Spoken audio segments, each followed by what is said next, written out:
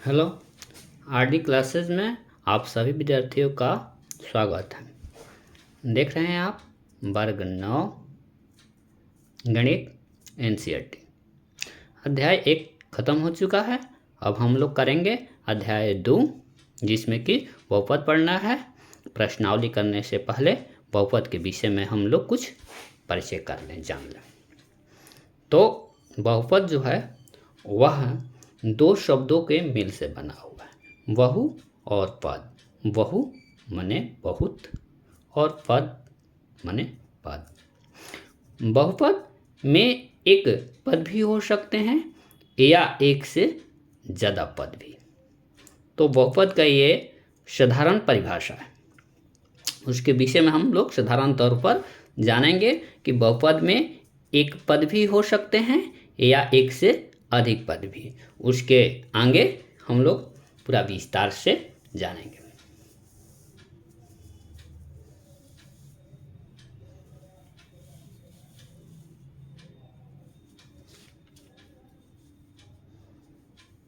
पहले है चर, जो कि चर की परिभाषा यहाँ पर हम लिख दिए हैं। वे राशियाँ जिनका मान बदलता रहता है, जैसे एक्स वाई जेड। जब हम लोग गणितीय क्रिया करते हैं तो जिस का मान बदल जाए उसे हम लोग कहते हैं चर राशि। जैसे एक्स वाई जेड हम लोग प्रश्न करते हैं या प्रश्न में गणितीय क्रिया करते हैं, तो किसी प्रश्न में x बराबर 3 आता है तो किसी प्रश्न में x बराबर 4 आता है। इस तरह इसको हम लोग कहेंगे चर मान। चर यानी कि इसका मान बदलता है, चलता रहता है। और अचर राशियाँ, अचर राशियाँ इसको अंग्रेजी में हम लोग कांस्टेंट कहते हैं। इसके परिभाषा इस प्रकार से है। वे राशियाँ जिनका मान कभी नहीं बदलता है, जैसे 1 2 3 4, इसका मान कभी बदलता नहीं है। इस हिसाब में 2 है तो ये अगले हिसाब में भी इसका मान 2 ही रहेगा। 2 का मान कभी बदलता नहीं। जैसे मान लीजिए कि किसी पैसे को, रुपया को ले लें, नोट को ले लें, तो 1 रुपया का नोट है या सिक्का है तो इसका मान बदलता नहीं है। हम अपने गांव में भी किसी दुकान पर ले जाएं या बाज़ार में भी ले जाएं तो 1 का 1 ही रहेगा, 2 का 2 ही रहेगा, 3 का 3 ही या 5 का 5 ही रहता है। उसका मान बदलता कभी नहीं है। इस तरह इसको अचर राशियाँ कहते हैं। जिसका मान बदलता है उसको चर राशि कहते हैं। जैसे एक्स वाई जेड और 1 2 3 का मान कभी बदलता नहीं है, इस तरह से इसको अचर राशि कहते हैं। और पद, अब अगला है पद। इसमें हम लोग सभी शब्द के मीनिंग गहराई पूर्वक बहुत बारीकी से जानेंगे ताकि प्रश्न को अच्छा से हल कर सके। पद, पद किसे कहते हैं? चर और अचर के गुणा या भाग होने पर प्राप्त परिणाम ही पद है। एक चर होगा और एक अचर होगा और उसको यदि गुणा करेंगे या भाग करेंगे तो जो हमको मिलता है उसको ही हम पद कहते हैं। देखिए यहाँ पर एग्जाम्पल द्वारा समझेंगे।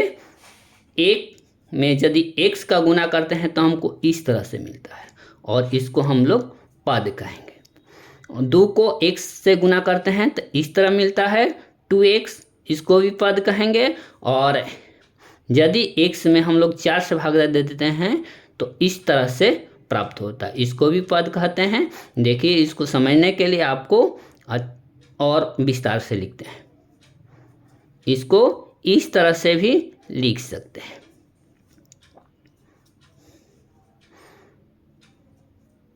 और विस्तार से जानने के लिए इसको ऐसे भी लिख सकते हैं, तब आपको अच्छा से समझ आएगा।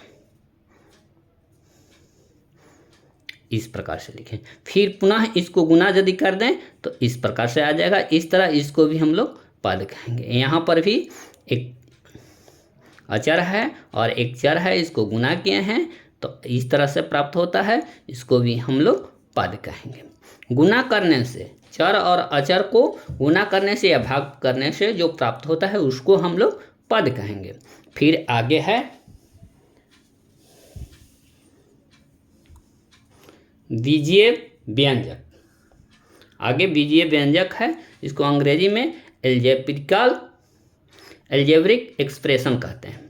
पदों को आपस में जोड़ने या घटाने से प्राप्त परिणाम को ही बीजीय व्यंजक कहा जाता है। इसका परिभाषा इस प्रकार से है, देखिए एक चर पद है और इसमें जोड़ दिए हैं अचर पद। यह हमको चर और अचर को जोड़ने से प्राप्त हो रहा है, इसको हम लोग कहेंगे एक बीजीय व्यंजक। और यहाँ पर भी घटाए हैं, चर को अचर, चर में से अचर घटाए हैं तो जो प्राप्त हो रहा है इसको भी बीजीय व्यंजक कहेंगे। और यहाँ पर घटाए जोड़े दोनों हैं, इस प्रकार से इसको भी हम लोग बीजीय व्यंजक कहेंगे। इस तरह से इसे बीजीय व्यंजक कहेंगे। अब आगे यहाँ पर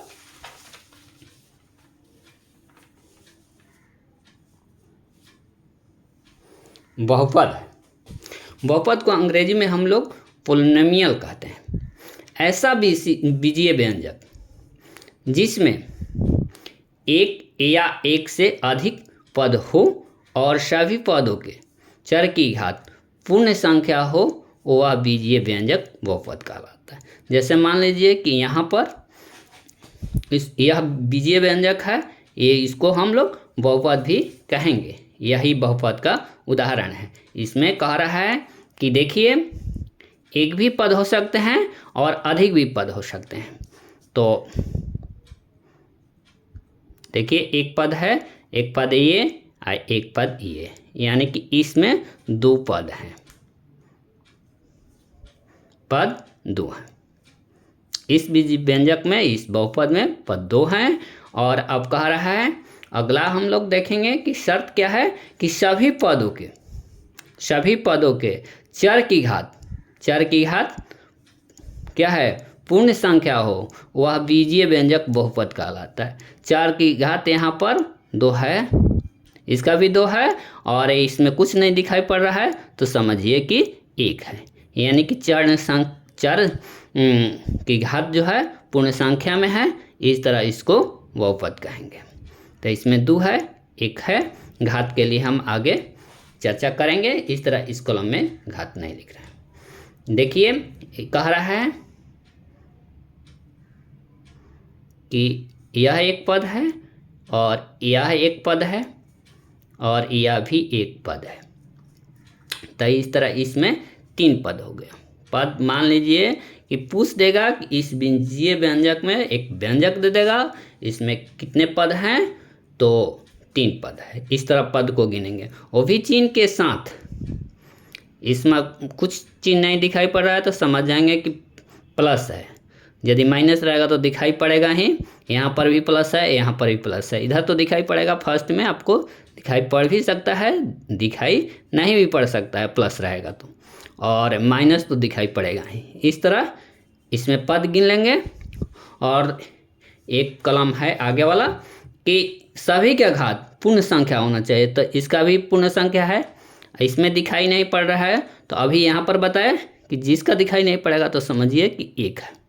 तो यहाँ पर एक है और यह जो है यह अचर पद है। तो अचर पद के लिए हम बाद में चर्चा आगे कर देंगे कि इसमें हमको दिखाई नहीं पड़ रहा है चर संख्या, हमको चर राशि दिखाई नहीं पड़ रही है, तो उसके लिए क्यों नहीं दिखाई पड़ रही है उसके लिए आगे चर्चा करेंगे। फिलहाल इसी को इतना ही जानिए कि इसमें तीन पद है और इसमें भी अचर पद, ये अचर पद में भी चर संख्या छिपी हुई है जो हमको दिखाई नहीं पड़ रही है अभी, लेकिन आगे इसका भी चर्चा करेंगे। देखिए और इसमें अब कह रहा है कि तीन पद तो हैं, लेकिन सभी का पूर्ण संख्या है घात, तो इसका तो पूर्ण संख्या है लेकिन इसका पूर्ण संख्या नहीं है। तो इस तरह से इसको हम लोग बहुपद नहीं कहेंगे। और इसमें इसको भी हम लोग बहुपद नहीं कहेंगे। क्यों नहीं कहेंगे कि कोई भी चर संख्या यदि नीचे रहे तो उसको ऊपर करते हैं, यानी कि अंश में ले जाते हैं, तो इसका घात हो जाएगा माइनस। -1 और -1 जो कि पूर्ण संख्या नहीं है, इस तरह यह बहुपद नहीं है।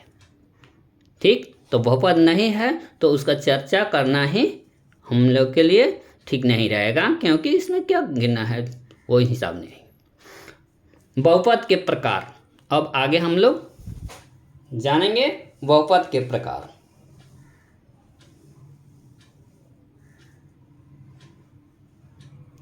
तो बहुपद के प्रकार इस प्रकार से जानेंगे कि देखिए यहाँ पर परिभाषा लिखे हैं, बहुपद को पदों के आधार पर भी बांटते हैं तथा घातों के आधार पर भी बांटते हैं। तो घात के आधार पर कितने बहुपद होते हैं उसको भी देख लें, और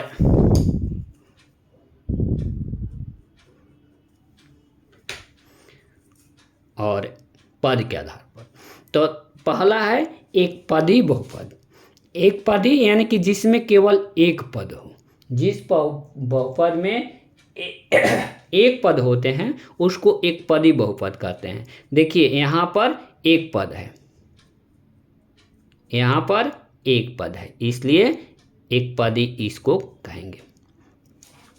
और परिभाषा लिखने को आएगा तो नहीं, लेकिन हम आपको बता दे रहे हैं कि जिस बहुपद में एक पद हो, केवल एक पद हो, उसको एक पदी बहुपद कहते हैं। और द्विपद बहुपद, तो जिसमें केवल दो पद हो। देखिए एक और एक, दो पद हो गया, इस तरह इसको द्विपदी बहुपद कहेंगे। और यहाँ पर भी एक आएगा कि कौन कौन सा, तो आप चिन्ह के साथ कहेगा -s² एक पद हो गया, -s², और ये 4, ये त्रिपदी, इसमें 3 पद है।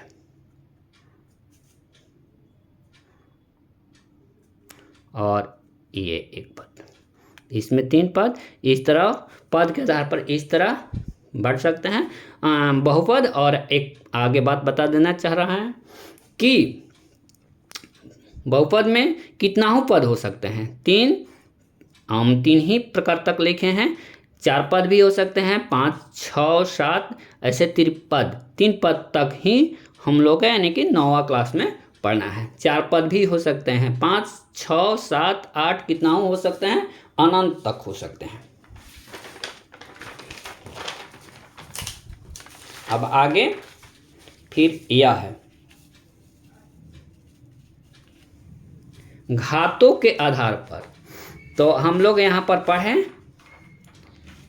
कि बहुपद के प्रकार, बहुपद को हम लोग पदों के आधार पर भी बांटते हैं, घातों के आधार पर। तो पदों के आधार पर तो आप लोग देख चुके हैं, घातों के आधार पर भी हम लोग बांटते हैं। घात के आधार पर देखिए, एक घाती बहुपद को हम लोग रैखिक बहुपद भी कहते हैं। एक घाती बहुपद यानी कि रैखिक बहुपद, इसको हम लोग परिभाषा ऐसे देख सकते हैं, इसका परिभाषा ऐसे लिख सकते हैं, ऐसा बहुपद जिसमें चर की घात अधिकतम 1 हो, 1 ही होना चाहिए, 1 से अधिक नहीं होना चाहिए, चर की घात। और इस अचर संख्या से हमको मतलब नहीं है, चर से चर घात देखना है कि चर में एक घात है नाम। तो यदि 1 है, कुछ लिखा नहीं रहे, तो समझिए कि 1 है घात और वह रैखिक बहुपद है, यानी कि एक घाती बहुपद है। दूसरा का है द्विघाती बहुपद। तो द्विघाती बहुपद, इसकी परिभाषा याद करने की कोई ज़रूरत नहीं है, क्योंकि इसके नाम से ही पता चल जाता है। द्विघाती बहुपद ऐसा बहुपद जिसका घात 2 हो।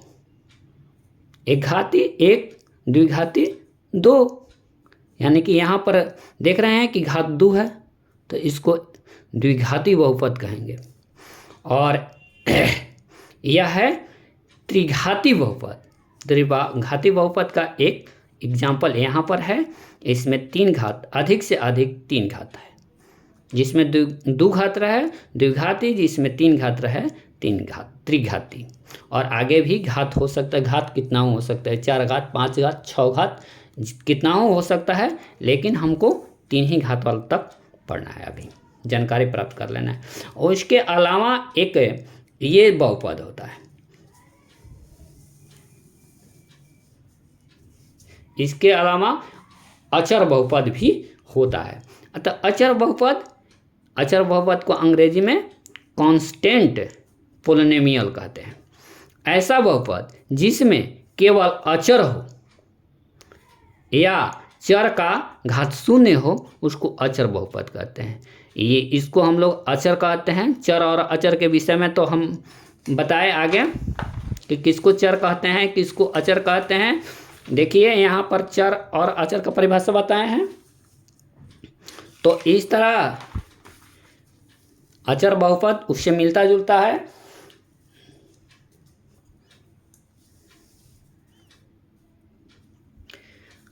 ऐसा बहुपद जिसमें केवल अचर हो या चर का घात शून्य हो, चर का घात शून्य हो, अचर बहुपद कहलाता है। यहाँ पर अचर देख रहे हैं कि इसका मान बदलता नहीं है, इस तरह इसको अचर कहते हैं। अब कह रहा है कि इसमें चर तो नहीं दिखाई पड़ रहा है, तो चर देखिए कैसे नहीं दिखाई पड़ रहा है। हम लोग पिछली कक्षा में पहले पढ़ चुके हैं कि यदि किसी संख्या का घात शून्य रहे तो उसका मान 1 हो जाता है। तो इसका मान 1 हो गया, 8, और 8 में 1 से गुना करेंगे तो हमें 8 ही मिलेगा। इस तरह केवल यही लिखा गया तो इसमें क्या दिक्कत है। इस तरह अचर बहुपद को ऐसे भी लिख सकते हैं और इस तरह से भी लिख सकते हैं। यदि प्रश्न में कहे कि इसमें x का घात के रूप में लिखिए तो इसको इस तरह से आप लिख सकते हैं। और यह याद रखिएगा कि अचर का घात, अचर बहुपद, अचर जो है अचर संख्या का घात शून्य होता है। ठीक, इसको भी हम लोग इस तरह से लिख सकते हैं, गुणे 3। इसका मान किसी का घात यदि 0 हो तो मान 1 हो जाता है, और गुना में ये 3 है। इसको इस प्रकार से आप केवल 3 भी लिख सकते हैं। इस तरह यदि प्रश्न में इसको इस रूप में कहे लिखने के लिए, x के घात के रूप में लिखने के लिए कहे, तो आप मैम इस तरह से लिख दीजिएगा।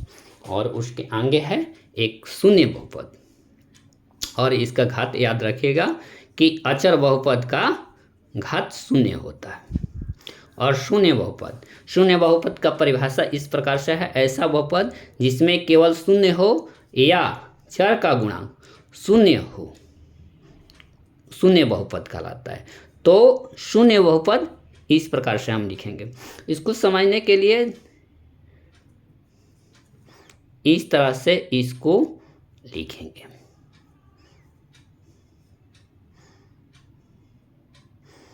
कह रहा है कि ऐसा बहुपद जिसमें केवल शून्य हो या चर का गुणांक यह है शून्य, चर का गुणांक शून्य हो, शून्य बहुपद कहलाता है। चर मान लीजिए कि यहाँ पर आया x, इसका पावर 0, तो इसको भी हम लोग शून्य कर देंगे, क्योंकि इसको इस प्रकार से लिख सकते हैं 1। अब हल करेंगे तो हमारा 1 का जाएगा, 0 में इसे गुना करेंगे तो 0 आ जाएगा। इसको यदि इस प्रकार से भी लिख सकते हैं। एक तो और एग्जाम्पल लीजिए,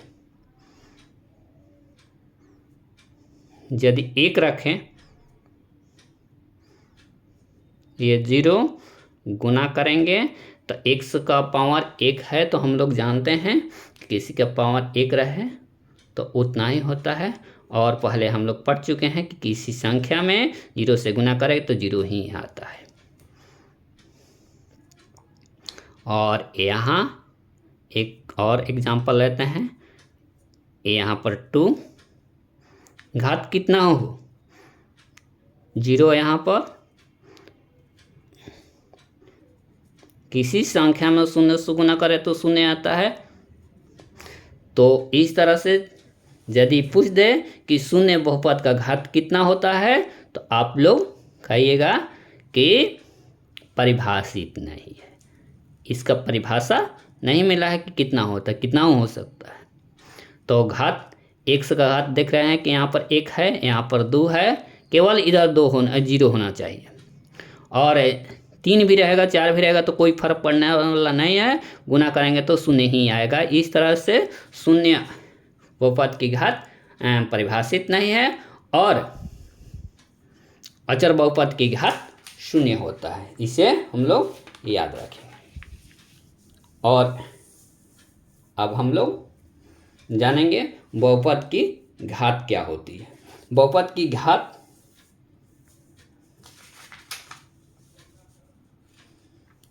बहुपद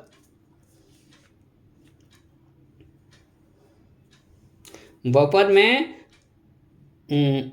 चरों की अधिकतम घात ही बहुपद की घात कहलाती है। जो सबसे अधिक घात रहता है उसको ही हम लोग बहुपद की घात कहेंगे। मान लीजिए कि कोई समीकरण दे दे प्रश्न में और कहे कि इसकी घात कितने है, तो इससे कुछ मतलब नहीं है, देखेंगे कि कौन सबसे अधिक है। तो 7 सबसे अधिक है तो इसका घात 7 हो गया। और इसकी घात मान लीजिए यहाँ पर देख रहे हैं तो यहाँ पर घात चर की घात यहाँ पर 3 है, यहाँ पर 4 है, यहाँ पर 5, तो इस तरह से इसका घात 5 हो जाएगा। और अब हम लोग गुणांक के विषय में पढ़ेंगे। गुणांक के विषय में पढ़ेंगे तो गुणांक का परिभाषा कुछ इस प्रकार से है। बहुपद में चर के साथ जो अचर संख्या रहता है वही उसका गुणांक है। परिभाषा लिखने को तो आएगा नहीं, बस इसका गुणांक कितना है कोई संख्या दे देगा, गुणांक कितना है वही बताना है। इसमें कह रहा है कि इस पद का हर एक पद में, माने इस पद में गुणांक कितना है, यानी कि t⁵ यानी कि t की घात 5 का गुणांक कितना है। तो इसका गुणांक जो इससे सटा हुआ अचर राशि है इसमें साथ में, वही उसका गुणांक है। इसका है तो 3 और इसका गुणांक हो गया 2, इसका गुणांक हो गया यानी कि t की घात 3 का गुणांक हो गया 4 और t की घात 2 का गुणांक हो गया 10। और t⁵ 1 का है या केवल t का है तो भी 5 लिखना है। केवल t का है या t⁵ यानी कि घात 1 का है तो पर भी t का है तो पर भी 5 लिखना है। और यहाँ कह रहा है कि t⁵0 का गुणांक क्या है, तो अचर पद ही यहाँ पर हम लोग पढ़ चुके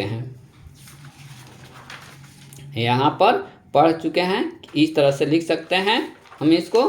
तो यहाँ पर भी वही कॉन्सेप्ट यूज करेंगे कि t⁵0 यानी कि अचर इसमें जो पद है उसी को लिख देंगे। तो t⁵0 का गुणांक हो गया 7। चलते चलते हम एक बात और बता दे रहे हैं, नोट बात, इसको हमेशा दिमाग में रखिएगा, याद रखिएगा।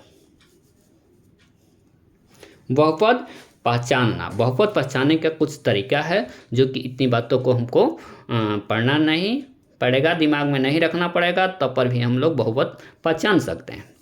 जैसे कि बहुपद पहचानने के लिए कह रहा है कि पहला नियम यह है कि घात हमेशा धनात्मक होना चाहिए, यानी कि जोड़ में घात जो इसका है, जैसे कि 3 है, यहाँ पर 4 है, तो इसको धनात्मक होना चाहिए। यदि धनात्मक नहीं है, ऋणात्मक है, तो आपका गलती हो जाएगी, जिससे कि यह है या नहीं है बहुपद, इसका धनात्मक घात नहीं है, इसका भी धनात्मक घात नहीं है, इसलिए यह गलत हो गया और ऐसा रहना चाहिए। और यहाँ पर कह रहा है कि घात पूर्ण संख्या हो किसी अचर राशि का, माने अचर नहीं, चर, किसी चर का घात, चर जिस चर में वह समीकरण है तो उसका घात क्या होना चाहिए, तो पूर्ण संख्या हो, पूर्ण संख्या रहना चाहिए, कोई भिन्न दशमलव या करनी में ना हो। पूर्ण संख्या यानी कि इस प्रकार से होना चाहिए, बटा में नहीं, भिन्न में यानी कि 1/2 बटा करके रहता है, उसको नहीं रहना चाहिए। चाहे दशमलव में भी घात नहीं होना चाहिए, करनी में भी घात नहीं होना चाहिए। ये सब बात गलत है। इस तरह से हमारा पूर्ण संख्या में रहना चाहिए घात। और अगला नियम है चर संख्या करनी में या भिन्न के हर में नहीं रहे। करनी चर संख्या जो भी रहे हैं, टी हो, एस हो, पी हो, कुछ भी रहे, 100 हो, तो वो करनी में नहीं होना चाहिए। मान लीजिए कि टी कहीं है तो टी करनी में नहीं चाहिए। और कोई चर जो है वह किसी भिन्न के हर में नहीं रहना चाहिए, नहीं तो वह बहुपद नहीं रहेगा, गलत हो जाएगा। इस तरह यह बहुपद पहचानने का नियम है। ठीक है, यदि आपको अच्छा लगे तो आप लाइक कर दीजिए, इस चैनल को लाइक कर दीजिए, या जो आप पेज देख रहे हैं उसको लाइक कर दीजिए।